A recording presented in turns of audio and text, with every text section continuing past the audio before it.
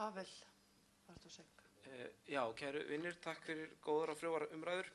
Nokkuð sem ég langaði kannski komin á Katrín. Ég innilega sammála varðandi ramman og sko að við ættum fyrst að kíkja á innihaldið þegar við skoðum það. Vandinn hins vegar sá að við samþykktum hér að fara í þetta með ákveðna ítrunarvinnu aðferð sem ég var nota bene ekki hrifnastur manna af. En í reglunum stendur ráðsfundur ákveður svo fljótt sem auðið hvernig hefja skuli undirbúning frumvarps til stjórnarskipunarlaga skal það sem til verður. Þannig að okkur eru bundnar hendur hvað þetta varðar. Að mörgu leyti þetta kannski óheppilegt. Kannski sýnir að einhver leitis umræða heppilega hefur byrjað bara af efninu og síðan þegar við hefum komið af stað þá höfum við ræðið þessu saman í skjal sem verður til því að kannski verðum við ekkert svo ósamlega svo rosalega margt annað þegar hólminn er komið. En þetta er tilraun til að uppfæra og uppfylla þær reglur sem við höfum okkur sjálf sett.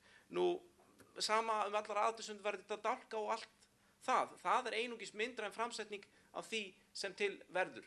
Og það er ekkert mál að láta færara fólk en okkur í tölvumálum útfæra það með góðum hætti. Hins vegar verðum við að uppfylla þann ramma sem við höfum okkur sjálf sett og sá rammi sem við búum til með millifyrirsögnum og valkostum hann uppfyllir þann ramma reglna sem við höfum sett okkur sjálf á seinasta fundi. Takk.